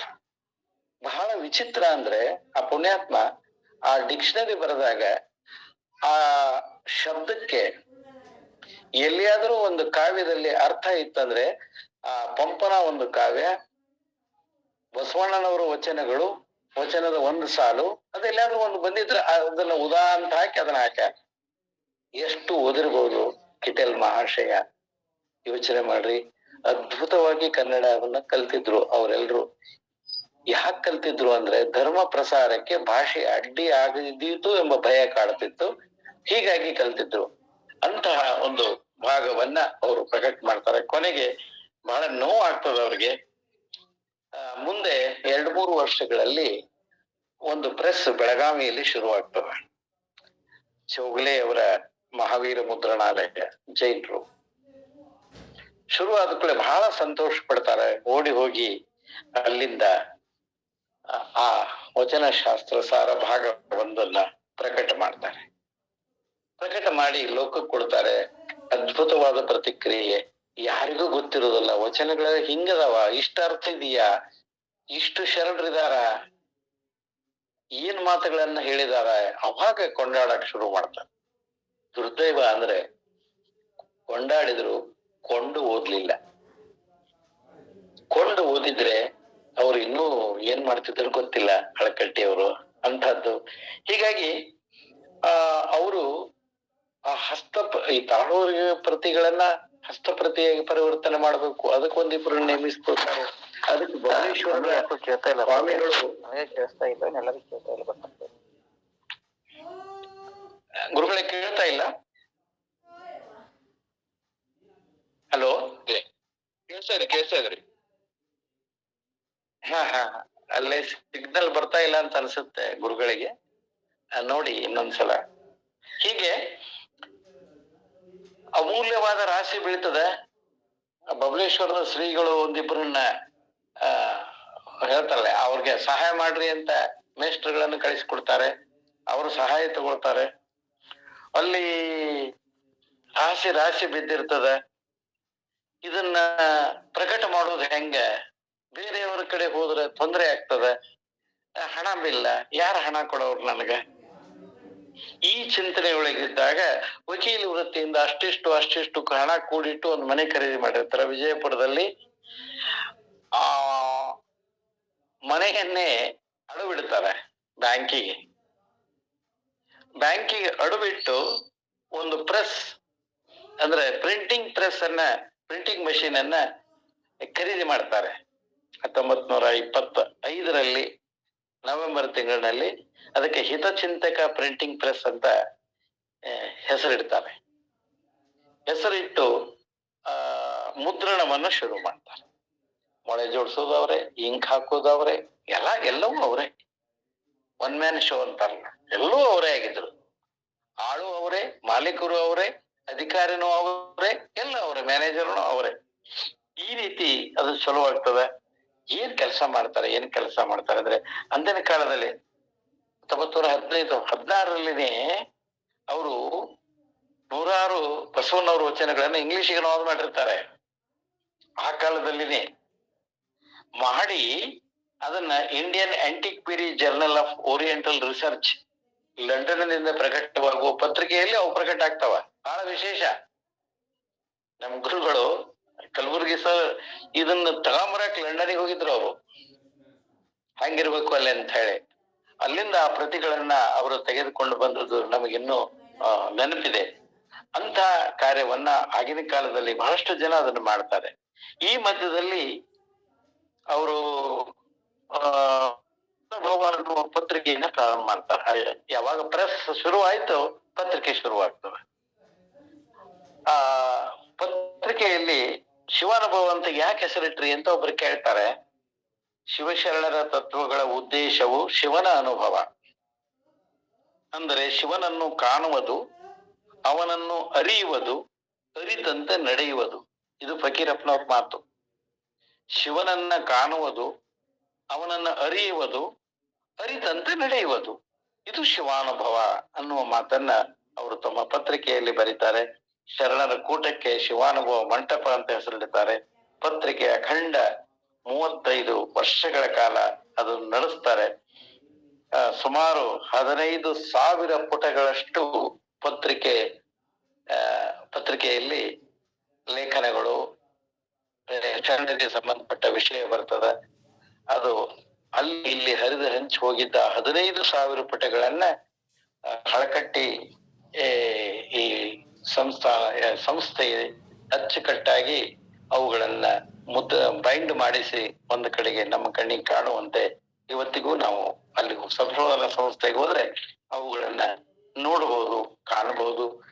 ಈ ಪತ್ರಿಕೆಯ ಮೂಲಕ ಎಷ್ಟು ಜನ ಪ್ರಕಾಂಡ ಪಂಡಿತ ಬಿ ಶಿವಮೂರ್ತಿ ಶಾಸ್ತ್ರಿಗಳು ಮೊದಲ ಬರಹಗಳು ಅದರಲ್ಲಿ ಸಿಗ್ತಾವ. ಬೆನಗಲ್ ರಾಮರಾಯರು, ಹಲಸಂಗಿಯ ಮೊದಲು ಚೆನ್ನರು, ಹರಡೇಕರ್ ಮಂಜಪ್ಪನವರು, ಆಲ್ಭಾವಿಯವರು, ನಾಗೇಶ ಶಾಸ್ತ್ರಿಗಳು, ಇತಿಹಾಸ ಪ್ರಾಧ್ಯಾಪಕ ಪಾಂಡುರಂಗ ದೇಸಾಯಿ ಅವರು, ಎಸ್.ಸಿ. ನಂದಿಮಠರು, ಎಂ.ಆರ್. ಸಾಕ್ರೆ ಅವರು, ಮಾಳವಾಡ್ರು, ತಪೋವನದ ಕುಮಾರಸ್ವಾಮಿಗಳು, ಜಚನಿಯವರು, ಹೃದಯ ಪುರಾಣಿಕರು, ಶಿಂಪಿ ಲಿಂಗಣ್ಣನವರು, ಒಬ್ಬರೇ ಇಬ್ಬರೇ ಇವರೆಲ್ಲರ ಲೇಖನಗಳು ಮೊಟ್ಟ ಮೊದಲು ಅಲ್ಲಿಗೆ ಮುದ್ರಣಗೊಳ್ಳಿಕ್ಕೆ, ಯಾಕಂದ್ರೆ ಮುದ್ರಣಕ್ಕೆ ಪತ್ರಿಕೆಗಳೇ ಇರಲಿಲ್ಲ ಆ ಕಾಲದಲ್ಲಿ. ಆ ರೀತಿ ಅವರು ಅದನ್ನ ಬೆಳೆಸಿದ್ರು, ಉಳಿಸಿದ್ರು. ಅದರ ಜೊತೆಯಲ್ಲಿ ಶಿವಶರಣರ ಚರಿತ್ರೆಗಳು, ರಗಳೆಗಳು, ಶಾಸನಗಳು, ವಚನಗಳು, 108 ಲೇಖನಗಳು, ಅದ್ಭುತವಾದಂತಹ ಒಂದು ಎನ್ಸೈಕ್ಲೋಪೀಡಿಯಾ, ವಿಶ್ವಕೋಶ ಇದ್ದಂಗಿದೆ ವಚನ. ಆ ಶಿವಾನುಭವ ಪತ್ರಿಕೆಯನ್ನ ನೋಡೋದು ಅಂತಂದ್ರೆ ದುರ್ದೈವ ಅಂದ್ರೆ ಅವ್ರಿಗೆ ಸಕಾಲದಲ್ಲಿ ಚಂದಾದಾರರಾದವರು ಹಣ ಕೊಡ್ಲಿಲ್ಲ.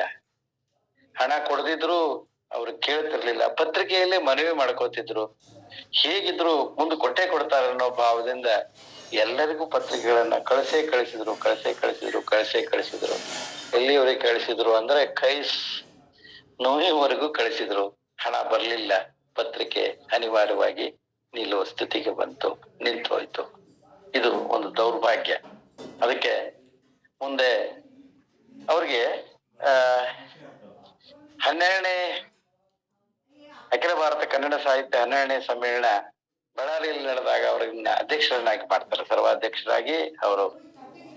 ಅಲ್ಲಿ ಮೊಟ್ಟ ಮೊದಲ ಬಾರಿಗೆ 12 ಸಮ್ಮೇಳನಗಳಾಗಿದ್ರು ಕೂಡ ವಚನಗಳ ಬಗ್ಗೆ ವಚನಶಾಸ್ತ್ರದ ಬಗ್ಗೆ ಯಾರು ಏನು ಚಕಾರ ಶಬ್ದ ಎತ್ತಿರೋದಿಲ್ಲ. ಆ ಸಮ್ಮೇಳನವನ್ನ ವಚನಮಯವಾಗಿ ಮಾಡ್ತಾರೆ. ಎಲ್ಲ ಆ ಕಡೆ ಭಾಗದ ಮೈಸೂರು ಭಾಗದವರು ಹುಬ್ಬೇರಿಸುವಂತೆ ಮಾಡ್ತಾರೆ. ವಚನ ಅಂದ್ರೆ ಹೇಗೆ, ಏನು, ಎಂತಂತ. ಈ ಅವಧಿಯಲ್ಲಿ ಡಾಕ್ಟರ್ ಡಿ.ಸಿ. ಪಾವಟೆ ಅವರು ನಮ್ಮ KLE ಸಂಸ್ಥೆಯವರು ಅವರನ್ನ ಅಲ್ಲಿಗೆ ಲಂಡನ್ನಿಗೆ ಕಳಿಸಿರ್ತಾರೆ ವಿದ್ಯಾಭ್ಯಾಸಕ್ಕಾಗಿ. ಅವರು ಅಲ್ಲಿಂದ ರ್ಯಾಂಗ್ಲರ್ ಪದವಿಯನ್ನು ಪಡೆದುಕೊಂಡು ಭಾರತಕ್ಕೆ ಬಂದದ್ದ ತಡ ಮೊಟ್ಟ ಮೊದಲು ಅವರನ್ನ ಕರೆಸಿ ವಿಜಯಪುರದಲ್ಲಿ ಸನ್ಮಾನಿಸ್ತಾರೆ ಶಪರ್ಡ್ ಹಾಲ್ನಲ್ಲಿ. ಅದು 1928ರಲ್ಲಿ. ಮುಂದೆ ವಿಚಿತ್ರ ಅಂದ್ರೆ ಪಾವಟೆಯವರೇ ಇವರಿಗೆ ಗೌರವ ಡಾಕ್ಟರೇಟ್ ನೀಡಿ ಮುಂದೆ ತಮ್ಮ ಅಧಿಕಾರ ಅವಧಿಯಲ್ಲಿ ಕರ್ನಾಟಕ ವಿಶ್ವವಿದ್ಯಾಲಯದಿಂದ ಅವರು ಸನ್ಮಾನಿತ ಆಗ್ತಕ್ಕಂತ ಒಂದು ಸ್ಥಿತಿ ನಡೀತದನ್ನ ನಾವು ನೋಡ್ಬೋದು. ಬಹಳಷ್ಟು ಕಾರ್ಯಗಳಿದಾವೆ. ನಾವು ಯಾಕಂದ್ರೆ ಆ ಕಾಲದಲ್ಲಿ ಮದ್ರಾಸಿಗೆ ಹೋಗಿ ಸಂಗೀತಗಾರನ ಕರ್ಕೊಂಡು ಹೋಗಿ ಇಬ್ರು ಮೂವರನ್ನ HMV ಸಂಸ್ಥೆಯ ಹೀಸ್ ಮಾಸ್ಟರ್ ವಾಯ್ಸ್, ಬಹಳ ಹಳೆ ಸಂಸ್ಥೆ, ಆ ಸಂಸ್ಥೆಯಿಂದ ವಚನಗಳನ್ನ ಹಾಡಿಸಿ ಅವುಗಳನ್ನ ಧ್ವನಿ ಮುದ್ರಣ ಮಾಡಿಸಿದ ಕೀರ್ತಿ ಮೊಟ್ಟ ಮೊದಲು ಇವರಿಗೆ ಸಲ್ಲತ್ತೆ. ಅಳಕಟ್ಟಿ ಅದಕ್ಕೆ ಅಮ್ಮ ಹೆಸರಿಟ್ಟಿದ್ದಾಳೆ ಫಕೀರಪ್ಪನವರ ನಡಿಗೆ. ಅದು ದೇಶವ್ಯಾಪಿ ನಡಿಗೆ ಆಗಿತ್ತು ಅನ್ನೋದು ಕೂಡ ಅಷ್ಟೇ. ಹರಡೇಕರ್ ಮಂಜಪ್ಪನವರನ್ನ ತಮ್ಮನಂತೆ ಸಾಕಿ ಸಲ್ಲುತ್ತಾರೆ. ಅವರಿಗೆ ಎಲ್ಲ ರೀತಿಯ ಒಂದು ಸಹಾಯ ಸಹಕಾರಗಳನ್ನ ನೀಡ್ತಾರೆ. ಮುಂದೆ 2ನೇ ಭಾಗ ವಚನಶಾಸ್ತ್ರ ಸಾರ 2ನೇ ಭಾಗನೂ ಪ್ರಕಟ ಆಗ್ತದೆ. ಅವ್ರದೇ ಪ್ರೆಸ್ ಇರೋದ್ರಿಂದ ಇಷ್ಟಿದ್ರು ಕೂಡ ಯಾರ ಹತ್ರನೂ ಕೂಡ ಬೇಡಿ ಪಡೆದವರಲ್ಲ. ಅವರಿಗೆ ಗುರುಪೀಠದಿಂದ ಬಂದ್ರೆ ಮಾತ್ರ ಅದನ್ನು ಸ್ವೀಕಾರ ಮಾಡಿದ್ರು. ಹಾನಗಲ್ ಕುಮಾರಸ್ವಾಮಿಗಳು ಆ ಕಾಲದಲ್ಲಿ 200 ರೂಪಾಯಿಗಳನ್ನ ಕೊಡ್ತಾರೆ. ಹೀಗೆ ಗುರುಪೀಠದಿಂದ ಬಂದದ್ದನ್ನ ಮಾತ್ರ ತಗೊಂಡು ಅದನ್ನ ಮಾಡ್ತಾರೆ. ಅವರಿಗೆ ಆಶ್ಚರ್ಯ ಆಗುತ್ತೆ. 7 ಜನ ಮಕ್ಕಳು. ಆ 7 ಜನ ಮಕ್ಕಳು ಆ ತುಂಬು ಸಂಸಾರ. ಚಂದ್ರಶೇಖರ್ ಅನ್ನುವ ಒಬ್ಬ ಅವರ ಮಗ ಇಂಗ್ಲೆಂಡಿನ ಮ್ಯಾಂಚೆಸ್ಟರ್ದಲ್ಲಿ BTech ಪದವಿ ಪಡಿತಾನೆ. ಒಂದು ಉನ್ನತ ಹುದ್ದೆಯೊಳಗೆ ಕೆಲಸ ಮಾಡ್ತಿರ್ತಾನೆ. ಕಲ್ಕತ್ತಾದಲ್ಲಿ, ಮತ್ತೆ ದಿಲ್ಲಿಯಲ್ಲಿ, ಹೀಗೆ ಬೇರೆ ಕಡೆಗೆ. ಅಂದಿನ ಕಾಲಕ್ಕೆ ಸುಮಾರು ಅವನಿಗೆ 12,000 ಸಂಬಳ ಇತ್ತು ಅಂತ ಮಾಡ್ರಿ. ಅಂತ ಮಗ ಆಕಸ್ಮಿಕವಾಗಿ ನಿಧನ ಹೊಂದಿ ಬಿಡ್ತಾನೆ. ಇವರ ಕುಟುಂಬಕ್ಕೆ ದೊಡ್ಡ ಆಸರೆ ಆ ಮಗು. ಅವನಿಗೆ ಆಗ್ಲೇ ಅವ್ರಿಗೆ ಮದುವೆನೂ ಮಾಡಿಸಿದ್ರು, 3 ಮಕ್ಕಳು ಕೂಡ ಇದ್ರು. ಅವ ತೀರ್ಕೊಳ್ತಾನೆ. ಒಂದು ಟೆಲಿಗ್ರಾಮ್ ಬರ್ತದೆ, ತಂತಿ ಸಂದೇಶ ಬರ್ತದೆ. ಪ್ರೆಸ್ ನಲ್ಲಿ ಕೆಲಸ ಮಾಡ್ತಿರ್ತಾರೆ. ತಂತಿ ಸಂದೇಶ ಬಂದಾಗ ಆ ತಂತಿ ಸಂದೇಶವನ್ನ ಓದ್ತಾರೆ. ಓದಿ ಅದನ್ನ ಕಿಸೆದಾಗ ಇಟ್ಕೋತಾರೆ. ಪತ್ರಿಕೆ ಅವತ್ತು ಪ್ರಿಂಟ್ ಆಗ್ಬೇಕು. ಅದು ಪ್ರಿಂಟ್ ಆಗುವವರೆಗೂ ಗಮನ ಪತ್ರಿಕೆಯ ಮೇಲೆ ಇರ್ತದ, ಟೆಲಿಗ್ರಾಮ್ ಮೇಲೆ ಇರುವುದಿಲ್ಲ. ಆಮೇಲೆ ಆ ತಂತಿ ಸಂದೇಶ ಏನು ಅನ್ನೋದನ್ನ ಅಲ್ಲಿ ಇರ್ತಕ್ಕಂತ ಇನ್ನೊಬ್ಬ ಸಹ ಕೆಲಸಗಾರ, ಅಪ್ಪ ಅವ್ರ ಅದೇನು ಬಂದದ, ನೀವು ಟೆಲಿಗ್ರಾಮ್ ಮತ್ತೆಲ್ಲ ಏನು ಅಂತ ಅವಾಗ ಕೇಳ್ತಾರೆ. ಅವಾಗ ಅದನ್ನ ಹೇಳ್ತಾರೆ, ಹೀಗೆ ನನ್ನ ಮಗ ತೀರ್ಕೊಂಡ ಅಂತ ಹೇಳಿ. ಅಷ್ಟೊತ್ತಿಗೆ ಪತ್ರಿಕೆ ಕೆಲಸ ಮುಗೀತದ. ಅದಕ್ಕೆ ಒಂದು ಮಾತು ಬರೀತಾರೆ ಪತ್ರಿಕೆ, ಶಿವನ ಸೊಮ್ಮು ಶಿವನಿಗೆ ಅರ್ಪಣ, ಕೊಟ್ಟದ್ದ ಮತ್ತೆ ಅರ್ಪಿಸಿಕೊಂಡ, ಇದರಲ್ಲಿ ನನ್ನದೇನಿದೆ ಅಂತ ಹೇಳಿ ಸ್ಥಿತಪ್ರಜ್ಞರಾಗ್ತಾರೆ. ಅನಂತರ ದಿಲ್ಲಿಗೆ ಹೋಗಿ ಅಲ್ಲಿಯೇ ಅಂತ್ಯ ಸಂಸ್ಕಾರ ಮಾಡಿಕೊಂಡು ಮತ್ತೆ ಮರಳಿ ಬಂದು ಧೃತಿಗೆಡದೆ ಈ ಕಾರ್ಯದಲ್ಲಿ ತೊಡಗ್ತಾರೆ. ಮುಂದೆ ನಾನಾ ರೀತಿಯ ರೋಗಗಳು ಅವರನ್ನ ಕಾಡ್ತವೆ. ಒಂದು ಸಮಯ ಆಗಿದೆ, ಒಂದು 5-6 ನಿಮಿಷದಲ್ಲಿ ಮುಗಿಸ್ತೇನೆ. ಎಷ್ಟು ಬಿಡಬೇಕಂದ್ರು ಹೇಳೇಬೇಕನ್ನುವ ಘಟನೆಗಳು ಬಹಳ ಇದಾವೆ ಅವ್ರ ಜೀವನದಲ್ಲಿ. ಅದಕ್ಕೆ ಅವರಿಗೆ ಕಿಡ್ನಿ ತೊಂದರೆ ಆಗ್ತದ.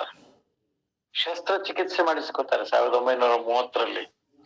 ಆಮೇಲೆ ರೈಲಿನಲ್ಲಿ ಬರುವಾಗ ಕೆಳಗೆ ಬಿದ್ದು ಕಾಲು ಮುರ್ಕೋತಾರ, ಅಲ್ಲೇ ಭೋಗಿಯೊಳಗನೆ. ಅದರ ಚಿಕಿತ್ಸೆ ಆಗ್ತದೆ. ಪ್ಲಾಸ್ಟರ್ ಹಾಕೊಂಡು ಮಲಗುತ್ತಾರೆ.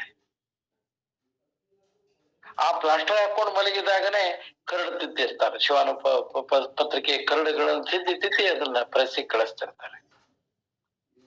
ಅದನ್ನ ದಾಖಲಿಸಿದ್ದಾರೆ ಕೆಲವರು. ಏನು ಫಕೀರಪ್ಪ ಏನಿದು ಅಂತ. ಶಿವಾನುಭವ ನಿಲ್ಲಬಾರದು ಅಂತಿದ್ರಂತೆ. ಪತ್ರಿಕೆ ಅಂತಿದ್ದಿಲ್ಲ ಅಂತ ಅವರು. ಶಿವಾನುಭವ ನಿಲ್ಲಬಾರದು, ಶಿವಾನುಭವ ನಿಲ್ಲಬಾರದು ಅಂತ ಹೇಳಿ ಅದನ್ನ ತಾವು ಅನಾರೋಗ್ಯದಿಂದ ಮಲಗಿದ್ರು ಕೂಡ ಆ ಕೆಲಸವನ್ನ ಅವರು ಅಚ್ಚುಕಟ್ಟಾಗಿ ಮಾಡಿದ್ರು. ಅದಕ್ಕಾಗಿ 108 ತೊಂದರೆಗಳು ಬಂದ್ರೂ ಕೂಡ ಅಂದಿರ್ಲಿಲ್ಲ, ಅಳಕಲಿಲ್ಲ. ಅಂಥ ವ್ಯಕ್ತಿ. ಅವರ ಜೀವನದಲ್ಲಿ ಒಂದು 3 ಘಟನೆಗಳ ಬಗ್ಗೆ ಈಗಾಗಲೇ ನಾನು ಉಲ್ಲೇಖ ಮಾಡಿದ್ದು. ಇನ್ನೊಂದು ಸಲ ಹೇಳಿದ್, ಎಷ್ಟು ಸಲ ಹೇಳಿದ್ರು ಅದು ನೋವಿನ ಸಂಗತಿನೇ. ಒಂದು ಕರ್ನಾಟಕ ವಿಶ್ವವಿದ್ಯಾಲಯದಲ್ಲಿ ಅವರಿಗೆ ಗೌರವ ಡಾಕ್ಟರೇಟ್ ಬಂದ ಪ್ರಸಂಗ. ಪಾವಟೆ ಅವರನ್ನ ಕರೆಸಿ ಪದ್ಧತಿಯ ಪ್ರಕಾರ ಗೌರವ ಡಾಕ್ಟರೇಟ್ ಕೊಟ್ಟ ಮೇಲೆ ಅವರ ಮನೆಯಲ್ಲಿ ಔತಣಕೂಟ ಇರ್ತಿತ್ತು. ಗವರ್ನರ್ ಆದಿಯಾಗಿ ಎಲ್ಲರಿಗೂ ಔತಣಕೂಟ, ಗೌರವ ಡಾಕ್ಟರೇಟ್ ಪಡೆದವ್ರಿಗೂ ಇರ್ತಿತ್ತು. ಅವಾಗ ಪರೀಕ್ಷಾ ವಿಭಾಗದಲ್ಲಿ ಒಡೆಯರ್ ಕೆಲಸ ಮಾಡ್ತಿದ್ರು. ಒಡೆಯರ್ ಅವ್ರಿಗೆ ಫಕೀರಪ್ಪನವ್ರು ಅಂದ್ರೆ ಫಕೀರಪ್ಪನವ್ರಿಗೆ ಆಗ್ಲೇ ರಾವ್ ಸಾಹೇಬ್ ಅಂತ ಬರೆದು ಕೊಟ್ಟಿದ್ರು ಬ್ರಿಟಿಷರು. ರಾವ್ ಸಾಹೇಬಣ್ಣ ಅಂತ ಕರೀತಿದ್ರು. ಒಡೆಯರ್ ಅವರು ಅಲ್ಲಿ ಏನಾಗಿತ್ತು ಅಂದ್ರೆ, ಕರೆಂಟ್ ಹೋಗ್ತದ, ಫ್ಯಾನ್ ಬಂದ್ ಆಗ್ತಾವೆ. ಬಹುಶಃ ಏಪ್ರಿಲ್ ಮೇ ತಿಂಗಳಿನಲ್ಲಿ ನಡೆದ ಘಟನೆ ಅದು. ಅವಾಗ ಆದಾಗ ಎಲ್ರು, ಯಾಕಂದ್ರೆ ಅವಾಗ ಹೆಂಗಿತ್ತು ಅಂತಂದ್ರೆ ಕಾನ್ವೊಕೇಶನ್ಗೆ ಹೋಗೋರೆಲ್ಲ ಕೋಟು ಟೈ ಕಟ್ಕೋಬೇಕು, ಅಲ್ಲಿ ಹೋಗ್ಬೇಕು. ಅದೊಂದು ದೊಡ್ಡ ವೈಭವದ ಘಟನೆಗಳು ಆಗಿನ ಕಾಲದಲ್ಲಿ. ಅಲ್ಲಿ ಅತಿಥಿಗಳು ಕೂಡ ವೇದಿಕೆ ಮೇಲೆ ಹಾಗೆ ಹೋಗ್ಬೇಕಂತ ಅಲ್ಲಿ ಎಲ್ರು ಕೋಟುಗಳನ್ನ ಬಿಚ್ಚಿ ಹಾಕ್ತಾರೆ. ಬಹಳ ಶೆಕೆ ಅಂತ ಹೇಳಿ ಕಿಟಕಿ ತೆಗಿತಾರೆ, ಗಾಳಿ ಇರೋದಿಲ್ಲ. ಫಕೀರಪ್ಪನವರು ಕೋಟ್ ತೆಗೆಯುವುದಿಲ್ಲ.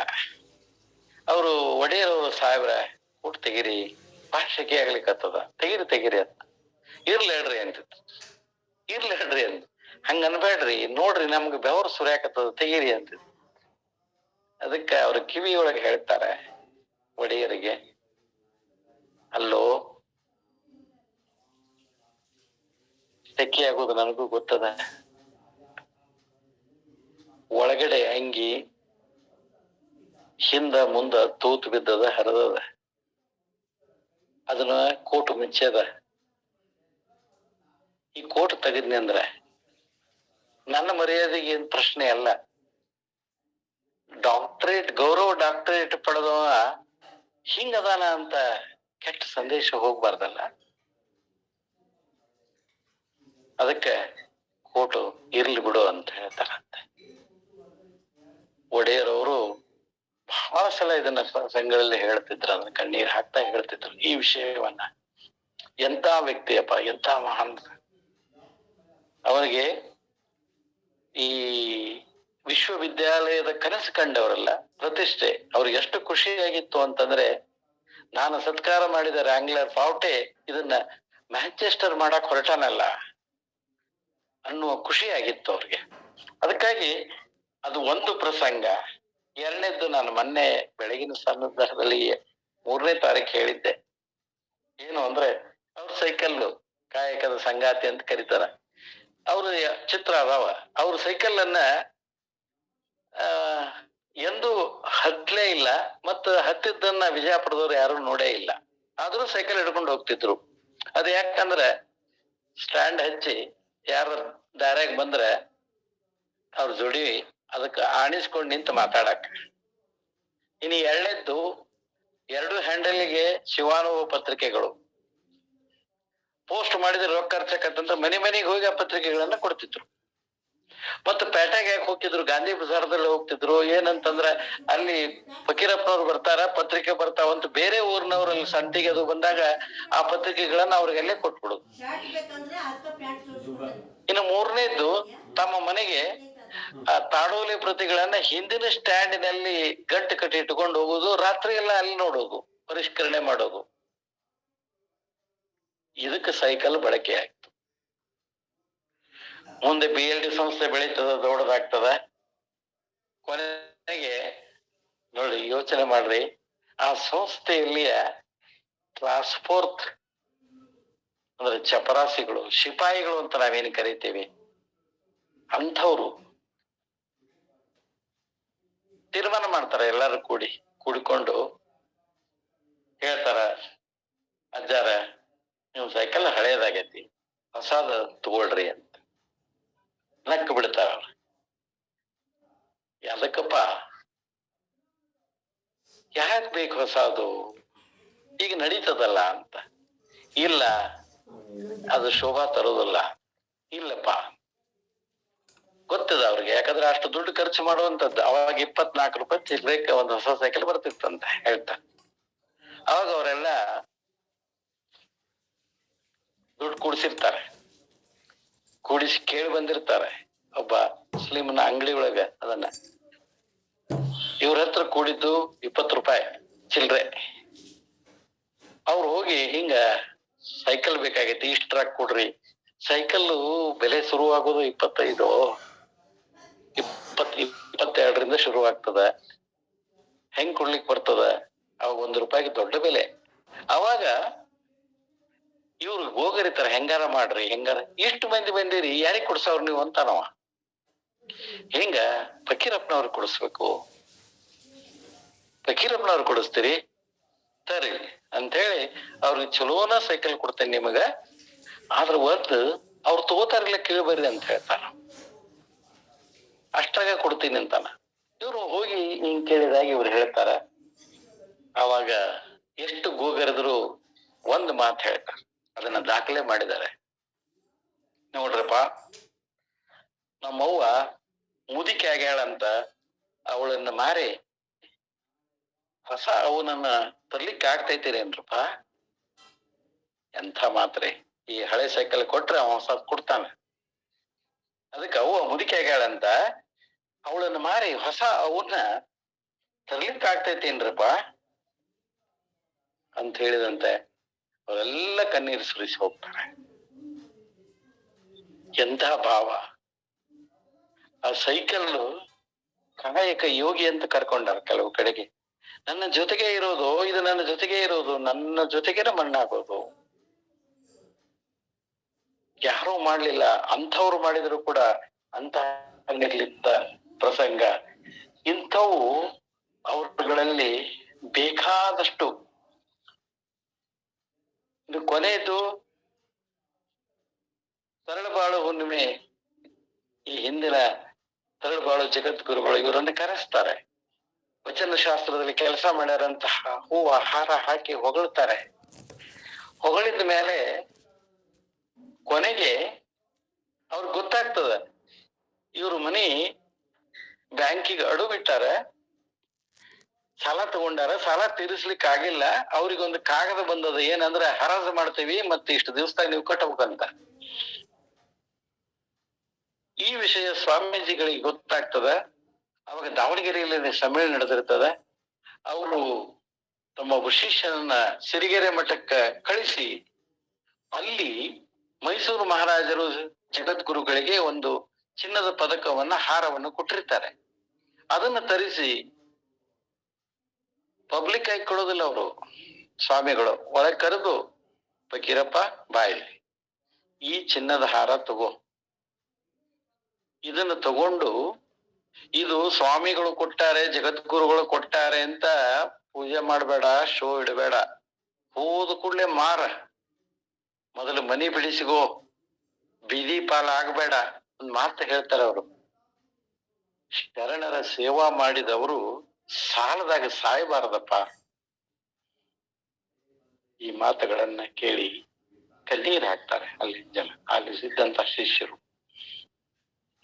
ಆವಾಗ ಅದನ್ನ ಕೊಟ್ಟದ್ದಕ್ಕ ಆ ಮನಿ ಉಳಿತದ, ಅದನ್ನ ಆ ಕೆಲಸವನ್ನ ಮಾಡ್ತಾರೆ. ಇನ್ನೊಮ್ಮೆ ಮೈಸೂರು ಮಹಾರಾಜರ ಹತ್ರ ಇವರನ್ನ ಒಮ್ಮೆ ಗೌರವಿಸುವ ಪ್ರಸಂಗ ಬಂದಾಗ ಅವರಲ್ಲಿ ವಿನಯಪೂರ್ವಕ